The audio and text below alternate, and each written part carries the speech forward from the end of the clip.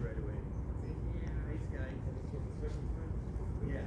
So in order for him to be, in order for him to meet with your secondary forms, you have to register, you get to sign it. It's not signing it, it's There you go. as a There's your boom Yeah. and boom, but like your employees, I need to sign here. So they get credit for. Once I got my card.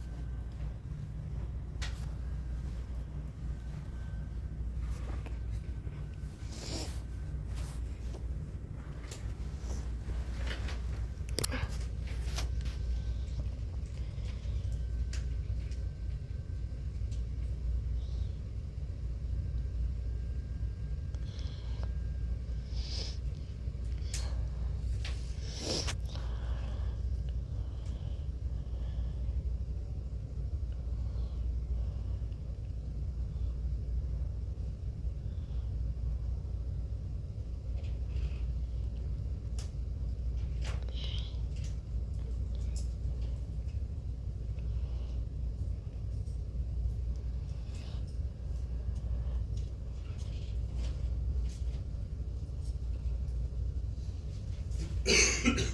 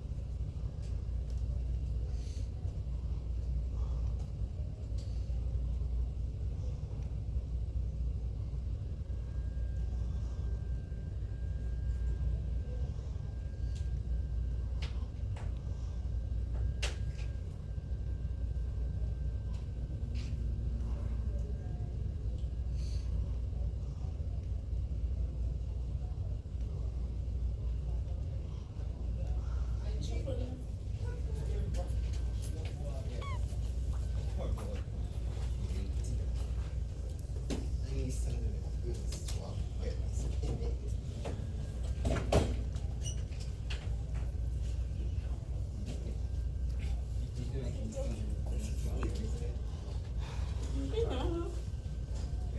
I'm 22. I do everything I want to do.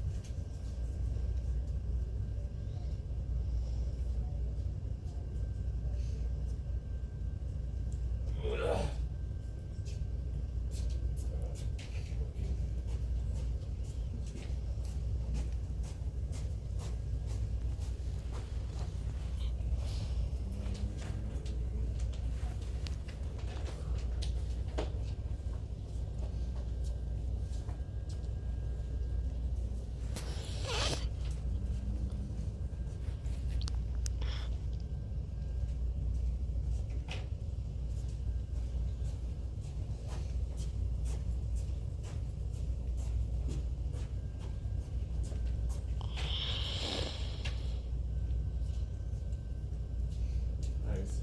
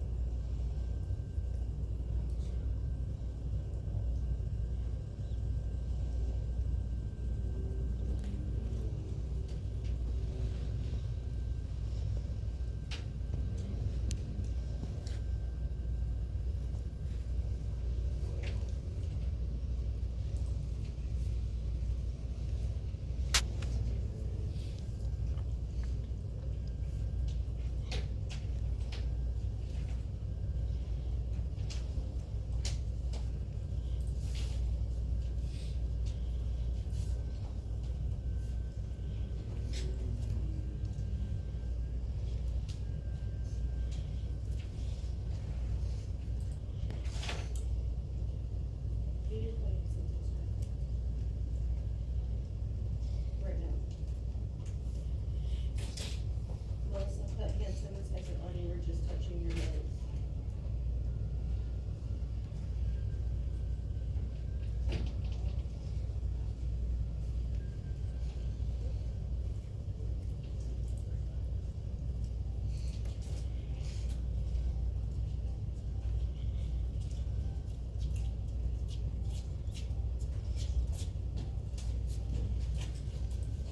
Okay, go, no, you're going to get your iPad, that's all we're worried about here.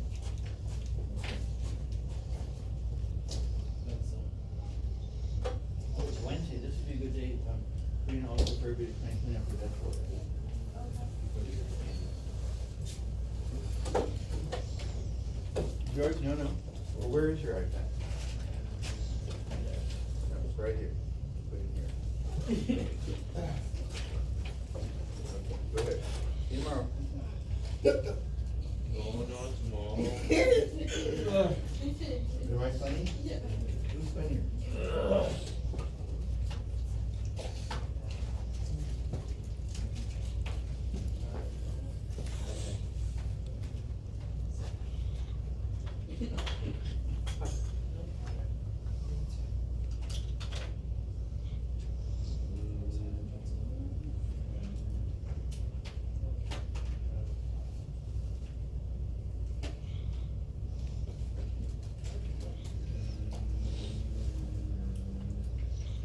Did they get back on the bus? Huh? Who?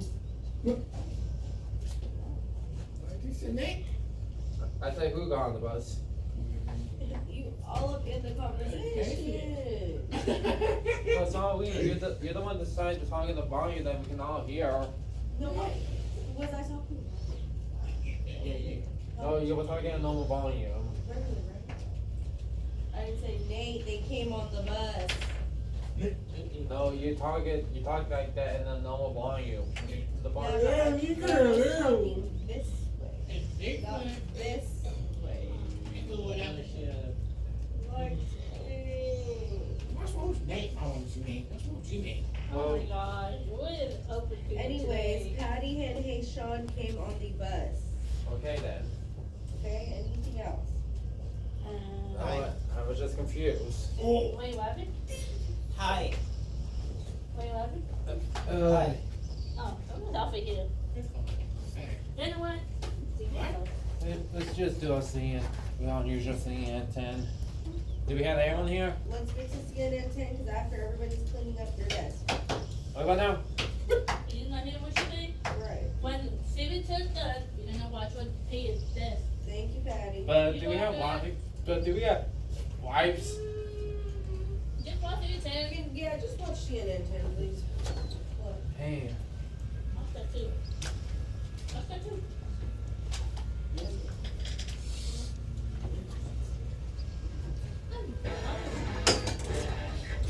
This is not about.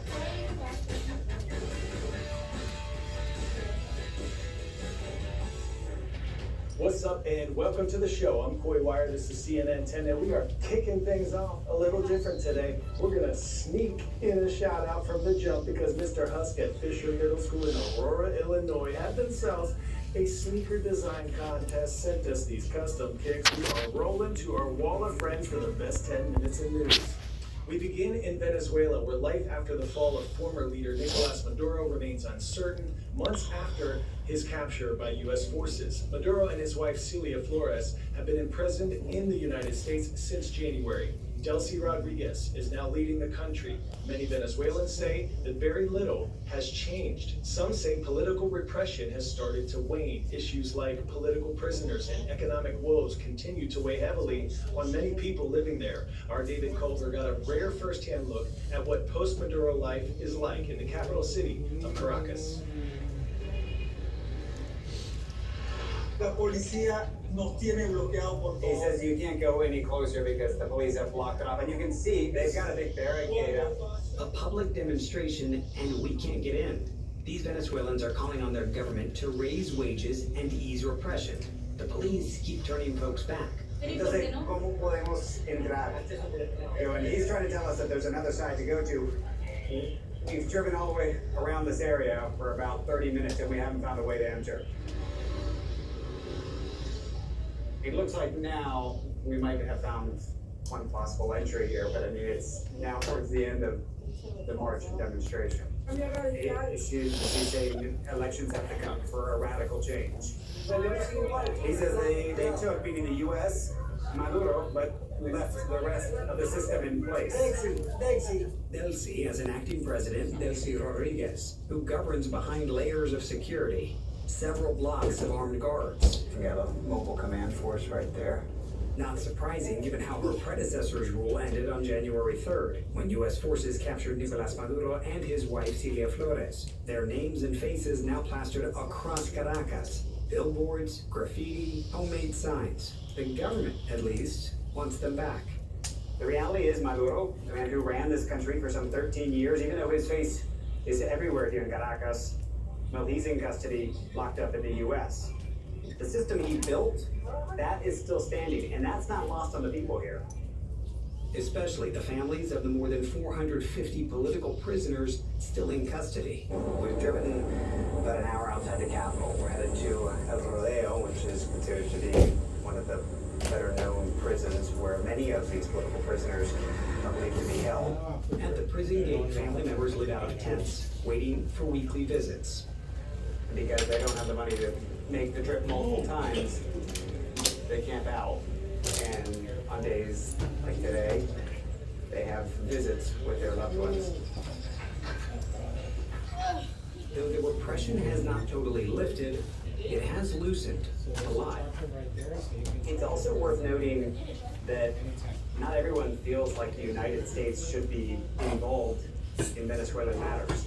At a pro-government rally, we had folks coming up to us to say Venezuela is not a colony, that sovereignty here matters to them. But for most here, the deepest suffering is economic. The official minimum income just went up to $240 a month. Most Venezuelans earn far less, and food alone costs nearly 3 times that amount. There is a small bubble of wealth.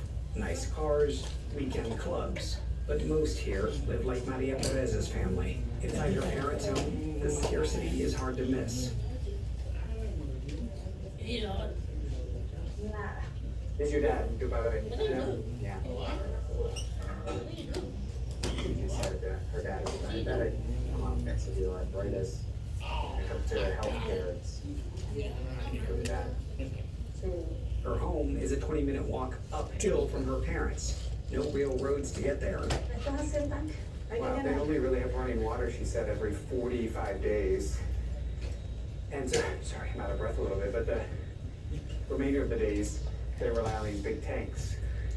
Venezuela's leaders acknowledge how dire the economic situation is, and they often blame U.S. sanctions, though the Trump administration points to years of corruption, mismanagement, and authoritarian rule as the cause. Most everyone that we spoke with over the past few days has given us some version of the same sentiment, and that is that they're grateful that the U.S. captured Maduro, they're glad that he's gone, but as to what happens next, when you ask them that question, they stress that is for Venezuelans to decide. Though they also emphasize they need the rest of the world to keep on watching.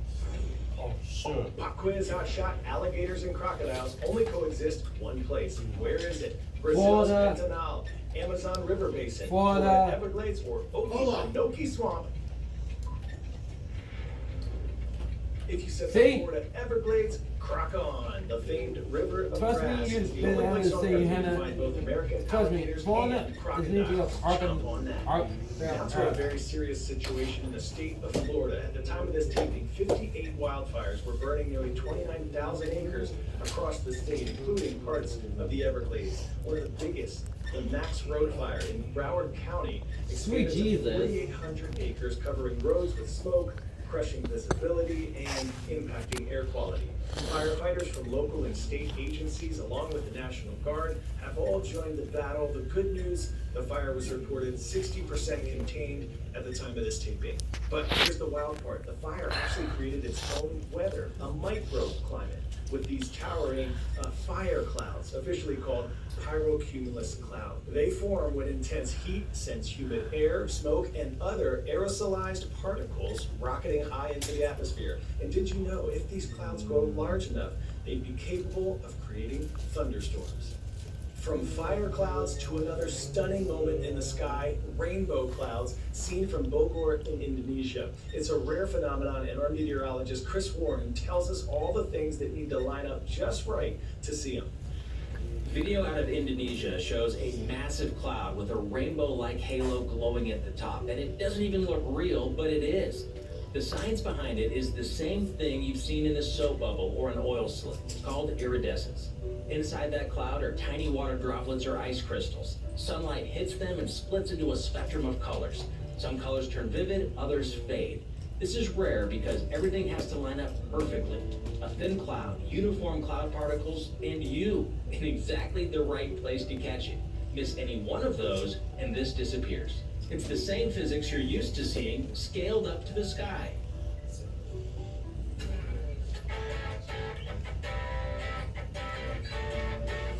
Today's story getting a 10 out of 10, a bus ride with no plans of going anywhere. In the Swiss city of Baden, artist brothers Frank and Patrick Ricklin designed a conceptual piece of art, a public bus called the Line Zero. This party on wheels has one destination: social connection. It's just so unplanned and spontaneous. We sang on the bus, we talked to everyone, we turned on our phone flashlights in the tunnel. It was just amazing. We even had an ice cream party. The goal is to help its passengers escape their normal routine. With no set route, Line Zero will be part of the Swiss bus network for 3 weeks. After that, the bros are hoping to bring Line Zero to other parts of Switzerland. In a world where we're usually rushing from one place to another, these artists are telling us to just slow down, stop, and roll with it. Punto B vacío. Instead of efficiency, chance reigns. Instead of goal orientation, there's openness to what happens along the way.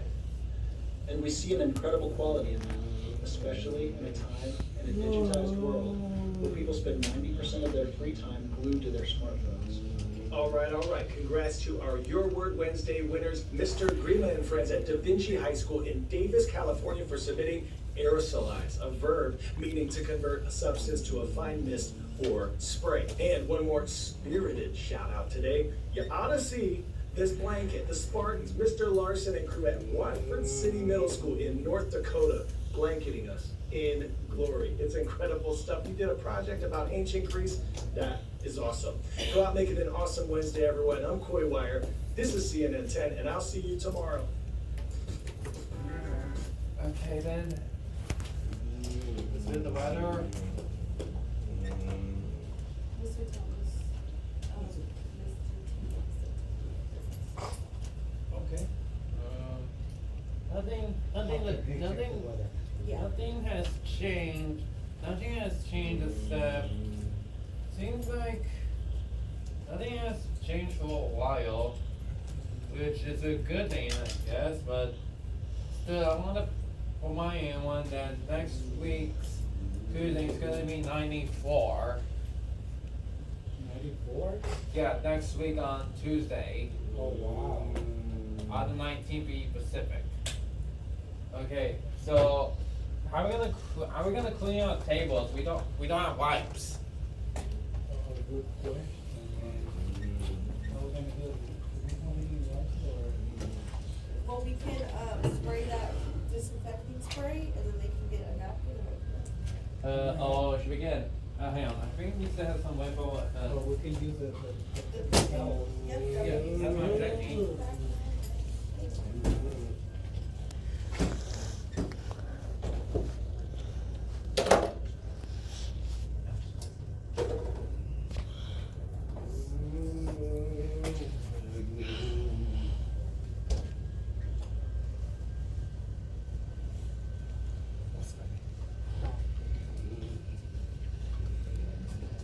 Okay. There's a Fuji, there's